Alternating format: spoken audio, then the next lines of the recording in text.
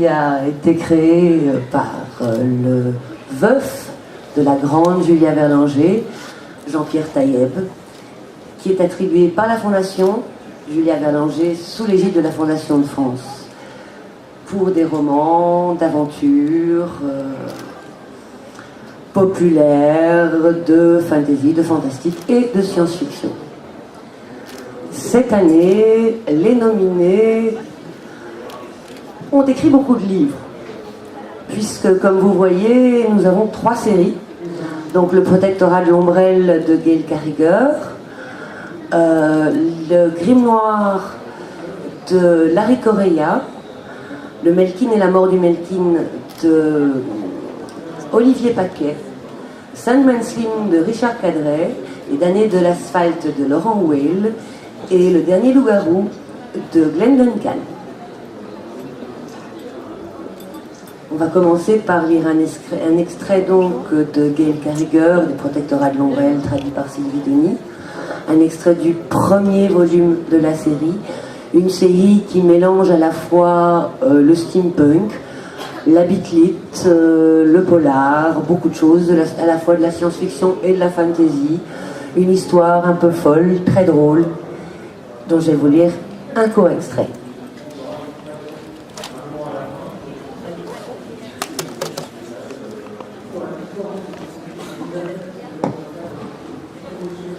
Mademoiselle Alexia Tarabotti n'appréciait pas sa soirée. Un bal privé n'est jamais que moyennement distrayant pour une vieille fille. Et Mademoiselle Tarabotti n'était pas du genre à en tirer beaucoup de plaisir. Pour mettre les points sur les i, elle avait battu en retraite dans la bibliothèque, son sanctuaire favori dans n'importe quelle demeure, mais pour tomber sur un vampire surprise. Elle le transperça du regard. Pour sa part, le vampire semblait trouver que leur rencontre avait incommensurablement amélioré sa soirée au bal, car elle était assise là, sans chaperon, dans une robe de bal décolletée. Dans ce cas particulier, c'était ce qu'il ignorait qui pouvait lui nuire, car mademoiselle Alexia était née sans âme. Ce qui, tout vampire correct et de bonne lignée le savait, faisait d'elle une dame à éviter avec assiduité. Et pourtant, il avança vers elle, ombre scintillant parmi les ombres de la bibliothèque, prêt à employer ses crocs pour se nourrir. Mais à l'instant où il toucha mademoiselle Tarabotti, il ne fut soudain plus personne et ne fit plus rien. Il resta juste planté là, un quatuor à cordes jouant en sourdine à l'arrière-plan, tandis qu'il promenait bêtement sa langue à la recherche de crocs dont il ne savait où ni comment il les avait égarés. Mademoiselle Tarabotti ne fut pas le moins du monde surprise. L'absence d'âme neutralise toujours les pouvoirs surnaturels. Elle décocha un regard sévère au vampire. Il ne faisait aucun doute que des citoyens diurnes ne l'auraient pas considérée autrement que comme une vieille fille anglaise typique. Mais cet homme-là n'avait même pas pris la peine de lire le registre des anormaux de Londres et de ses environs que tenaient les vampires.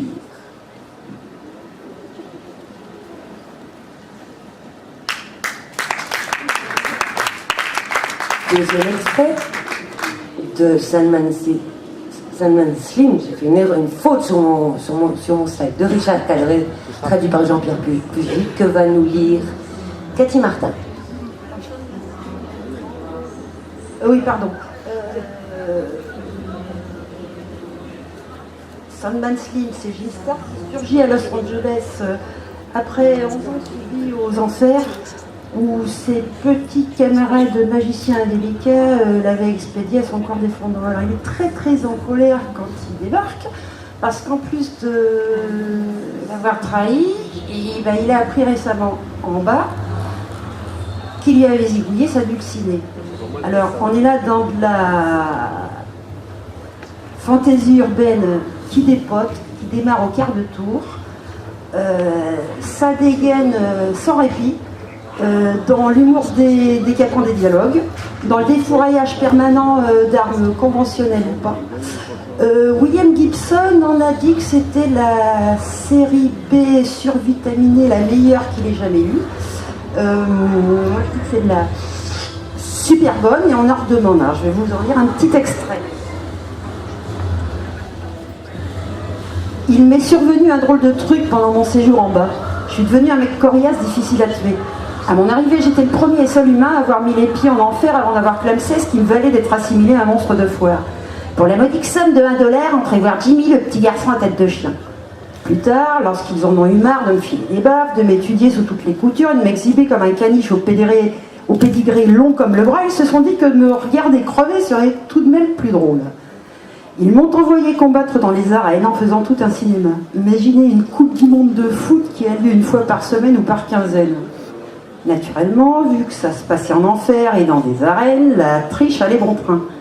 Les infernaux n'aiment pas plus perdre leur pari que les humains. Avant la plupart des combats, un entraîneur ou un assistant soudoyé m'apportait furtivement un petit remontant, des âmes particulières, des dopants diaboliques, s'il ne venait pas me murmurer des sortilèges infernaux à l'oreille. C'était utile, même si ça ne me métamorphosait pas en Superman pour autant. Je me suis fait griller et larder de coups de couteau et d'épieux. J'ai failli être débité en deux par une sorte de crabe géant au sang igné qui hurlait avec les voix angoissées des âmes de tous les adversaires qu'il avait dévorés. Mes côtes et mon crâne ont été malaxés comme de la pâte à modeler, et j'ai survécu. J'ignore s'il faut l'attribuer au sortilège, aux drogues, à l'aquaregia ou simplement à une vie saine exemplaire, mais j'évoluais rapidement. Chaque fois que je survivais à ce qui aurait dû m'être fatal, je devenais un peu plus fort. Il en découlait que l'attaque suivante devait être plus violente, rapide et même féroce que la précédente pour m'affecter. Finalement, j'ai même attendu ces affrontements avec impatience. Chacun d'eux modifiait mes caractéristiques, ce qui me garantissait d'être à l'avenir paré contre toute agression du même genre. Avec le temps, je suis devenu un inspecteur Harry avec blindage incorporé. Et quand les membres des classes dirigeantes, les infernaux de la vieille école et les démons en début de carrière ont décidé de se débarrasser de moi, il était trop tard. J'avais une force herculéenne et des activités bien plus intéressantes que massacrer mes adversaires dans les arènes. J'étais devenu, hors des stades, un tueur à gages infernal freelance, ce qui me valait la protection d'individus haut placés et bien plus diaboliques que le diablotin à queue et pique fourchu modèle standard.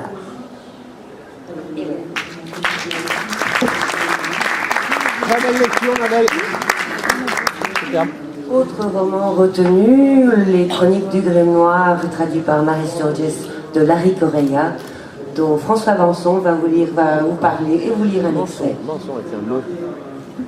Il s'agit du deuxième volume, donc, et un peu comme l'a présenté Cathy pour Sandman Slim, il s'agit d'aventures qui dépotent, avec un mélange très savoureux d'Uchronie, de steampunk, d'espionnage, de comics, de magie, un peu de tout, et tout ça c'est censé se passer dans une sorte d'entre-deux-guerres un peu alternatif, où certains ont des pouvoirs, certains humains ont des pouvoirs particuliers. Donc je vous lis un extrait du début, du deuxième tome. À la grande consternation de Faye, l'ancien qui dirigeait la réunion secrète ne voyait aucune objection à ce qu'on parle pendant le film. Nous avons la certitude que cet enregistrement est récent. Le voici. Regardez bien, Miss Viera, s'il vous plaît. C'était à elle.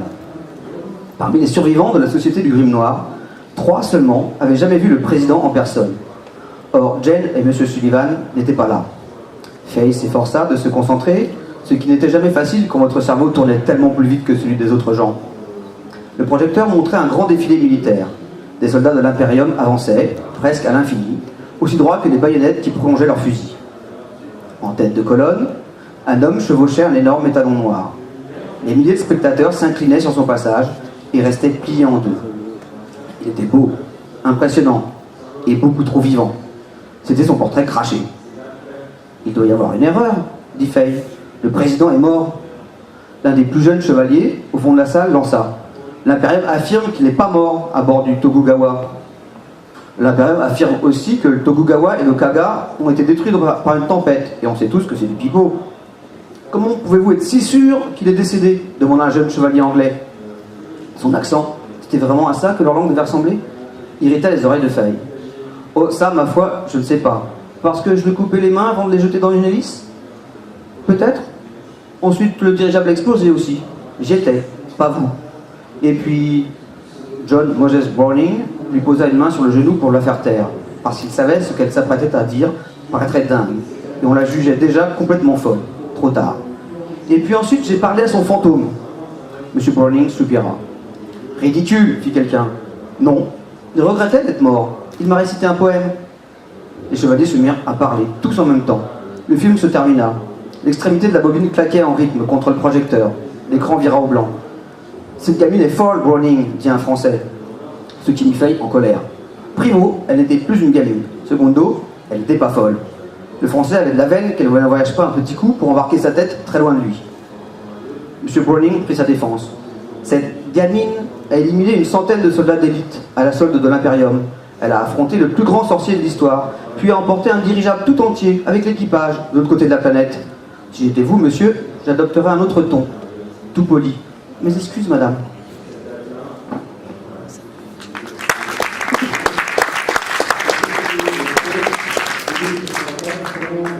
Nous avons aussi beaucoup aimé Le Melkin et la mort du Melkin d'Olivier Paquet. Jeanne Debatz va nous présenter l'ouvrage et vous en lire un extrait.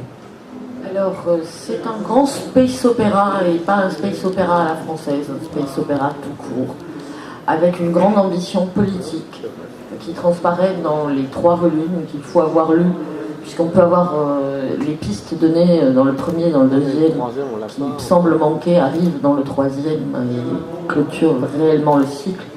Finalement, on peut se demander, à part la taille d'un livre, qu'est-ce qui a pu empêcher de publier tout en même temps, ce qui était peut-être beaucoup plus agréable pour le lecteur.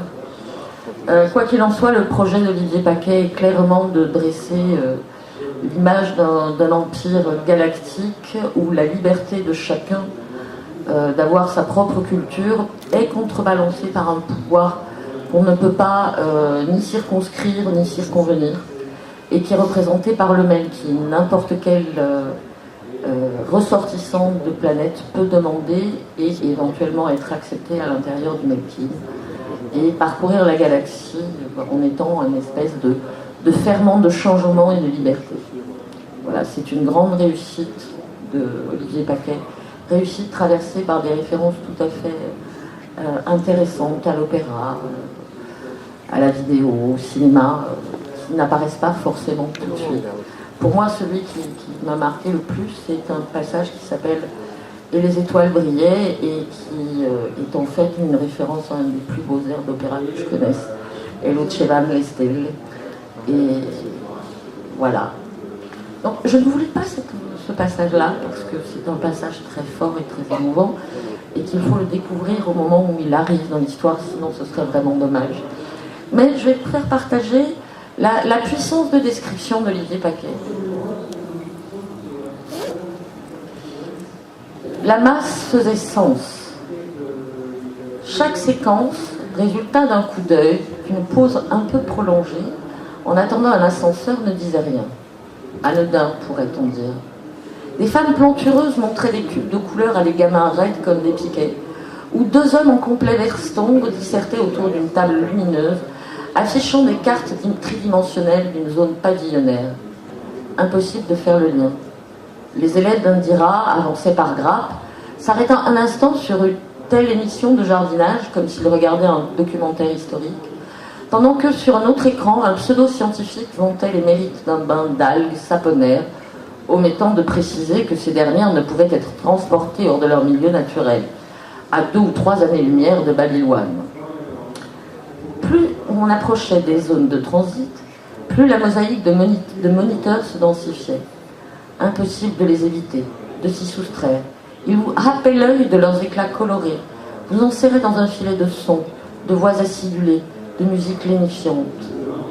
Les images s'imposaient, envahissaient le cerveau, le rongeaient jusqu'à s'y faire une place. Il n'y avait pas besoin de messages, pas besoin de propos. Chaque spectateur comprenait la puissance de banquise dans la profusion d'écrans. Les émissions ne mettaient en avant aucune culture, aucun décor identifiable. Des individus interchangeables au discours neutre. Ce que montrait la fréquence, c'était un monde sans conditionnement, sans particularisme. Cependant, même pour Indira, on y détectait une violence qui imprégnait chaque plan de caméra, chaque jingle. Un brouhaha gigantesque et chaotique représentait banquise. La voix tonitruante de la technoprophète s'exprimait dans ce flux. Pire, pour qui était attentif, et les gens du Melkin l'étaient, l'évidence s'imposait. Azuréa les regardait.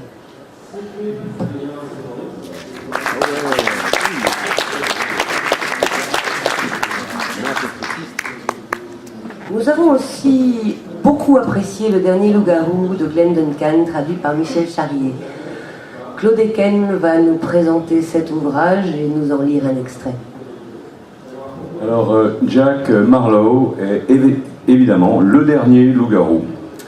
Ça fait à peu près 2 siècles qu'il est sur Terre et qu'il est pourchassé sans arrêt, parce que c'est un loup-garou, par une organisation qui s'appelle l'OMPPO, l'Organisation mondiale pour la prédation des phénomènes occultes.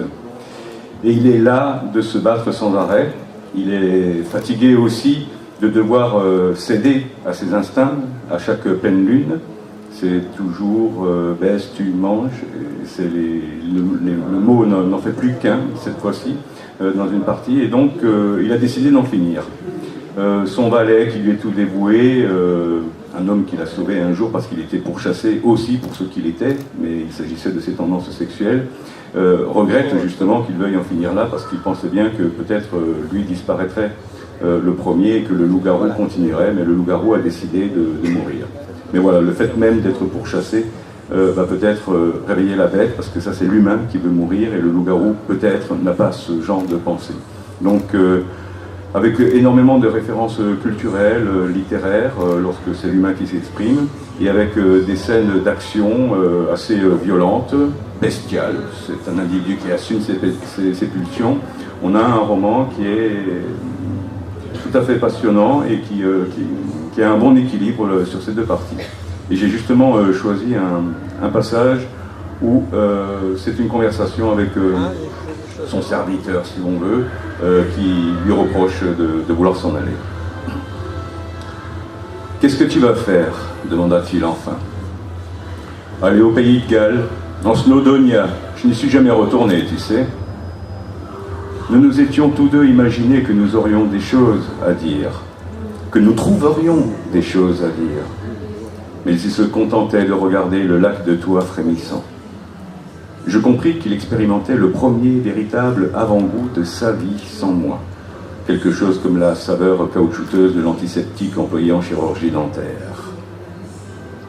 Il a tué tellement de gens. « Je te vois en Amérique du Sud, déclarai-je. Pyjama de coton blanc, manguier, cour poussiéreuse, ciel bleu brûlant ponctué d'une demi-douzaine de nuages statiques d'un blanc pur. Pars en quête de beauté. Tu t'es persuadé que Dieu ne te pardonnerait pas, mais il n'existe qu'un seul Dieu, la beauté. Et la beauté pardonne tout, au bout du compte. Elle pardonne tout dans son indifférence infinie. J'allumai une camelle en examinant mon reflet. Harley s'installa sur un des canapés de velours bleu, la canne entre les genoux, alluma distraitement une gauloise, puis gratta d'un geste lent le grand dôme de son front. « Je n'arrive pas à y croire, dit-il enfin. « Allez, Harley, les parents ne s'attendent jamais à enterrer leurs enfants. »« Je suis désolé, dis-je. » Petite phrase qui me donna ma première intuition de la capacité prodigieuse de ces adieux à m'épuiser, me désoler en effet. Comme si la décision de mourir m'avait privé de l'énergie nécessaire pour aller à la mort. « Je m'en vais aussi, » annonça Harley avant de poursuivre avec une gaieté satirique. « Je prends un mois de vacances. Je veux pas être là quand on te coupera la tête, tu comprends ? Où vas-tu ? Aux Caraïbes, sur Barbuda. Une enclave à la Ballard, femme de neurochirurgien morte d'ennui, astronaute à la retraite, cadre des grands labos pharmaceutiques. Si j'en crois la brochure, ça ressemble fort à un univers virtuel.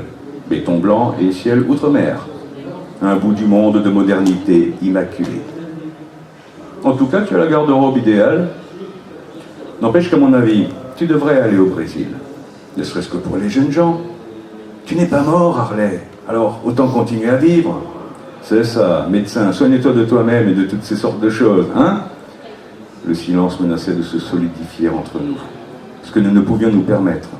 Je me levai en titubant légèrement sur mes talons hauts, et je le vis aussitôt penser, non, pas encore, pas si vite, pas comme ça, attends. Il n'y a pas de mot juste dans un moment pareil, affirmai-je.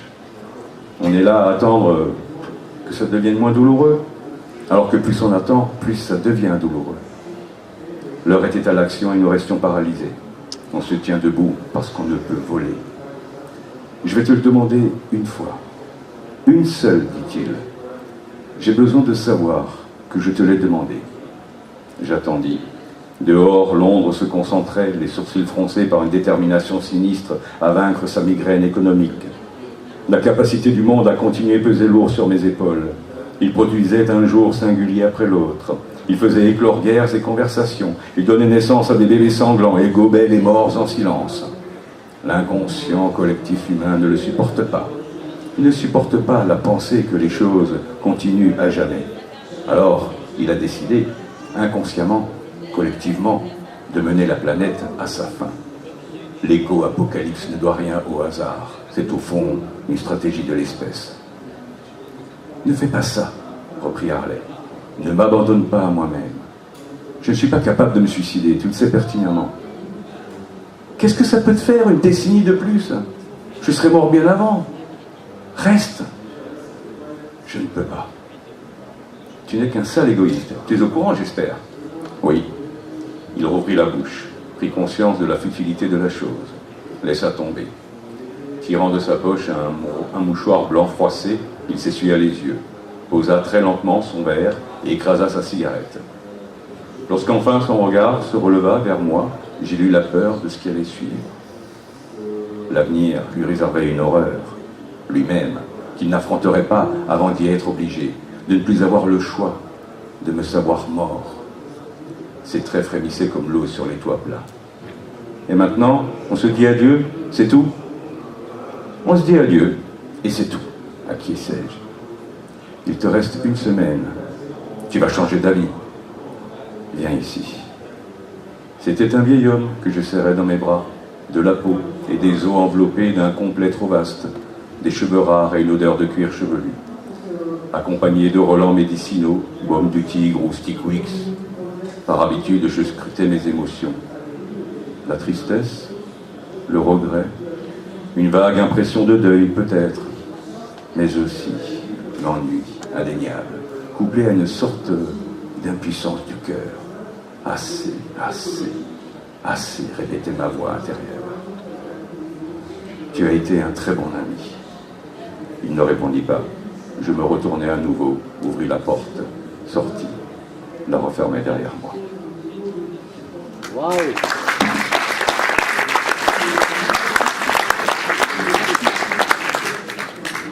Je sais que tu devrais faire lecteur. Et nous avons enfin beaucoup apprécié Les damnés à l'asphalte de Laurent Wade, que je vais vous présenter maintenant.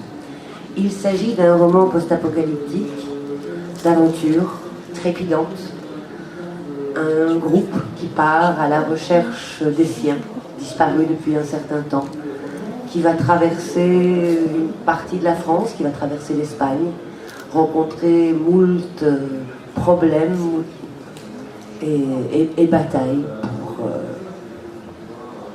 pour la gloire, pour le plaisir et pour l'amitié.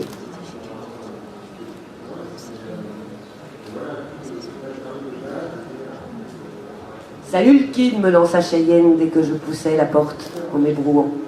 Alors, comment ça s'est passé? C'est plus fort que lui. Je suis et je resterai le kid. Le sourire qui me vient n'est pas forcé. J'aime ce grand type taciturne, comme un deuxième frère. L'ancien hors mur fait office de beaucoup plus que ça. Depuis que nous sommes installés ici, c'est lui qui s'occupe des contacts avec les clans errants et les HM, les hors murs, ses ex-frères d'infortune. À plusieurs occasions, il nous a sauvé la mise. Sa haute stature, ses cheveux longs et sa science des armes en font un homme respecté chez ceux de l'extérieur. C'est lui aussi qui patrouille avec l'hélico solaire et se charge avec quelques gars de maintenir les hordes de chiens sauvages à distance. Ce qui, accessoirement, nous permet de reconstituer des stocks de viande. Il est notre ange gardien, en quelque sorte. À ses côtés se tient Tony, également venu de Ponto lors du vol légendaire immortalisé par les gribouillis du gosse. Également pilote, il est entre autres fonctions le parrain de cœur de Vincent. Celui-ci porte le prénom de son frère décédé en combattant pour Tom. Lorsque ce dernier lui avait annoncé son intention de nommer le bébé à sa mémoire, il n'avait pu retenir ses larmes. En toute logique, il a pris le gamin sous son aile et lui déroule les ficelles de la vie. Bien sûr, Tom et moi n'avons pas été en reste en ces temps troublés. Mais depuis 3 ans, il remplit le vide causé par la disparition de son père, comme il peut. On se relaie aussi avec sa mère. Quand il ne s'occupe pas du gosse, il part pêcher avec Aziz, le dernier membre de l'escadrille de Ponto. Mais le poisson se fait rare dans une mer trop polluée.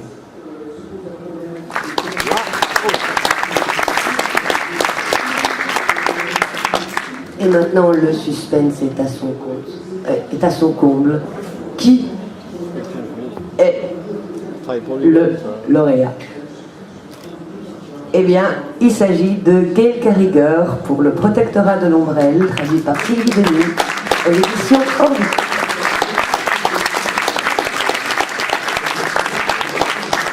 Et je vais demander à Audrey Petit, du livre de poche, qui a été la première éditrice de Gail en France, de venir nous rejoindre.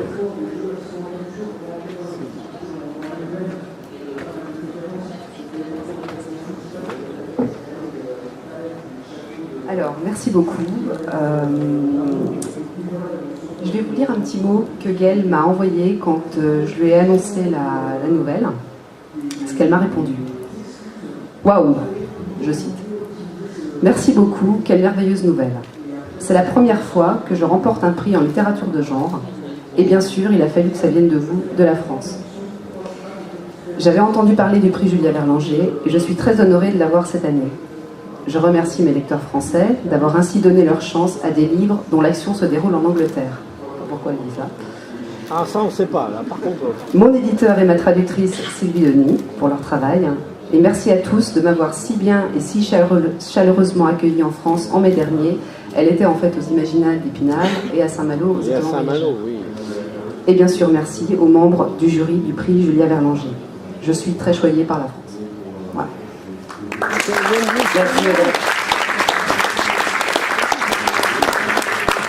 Et pour fêter ça, je vous invite à nous accompagner dans la salle J, au 4e étage, la salle terrasse, pour le pot du jury, le pot de Julia, pour fêter Gail.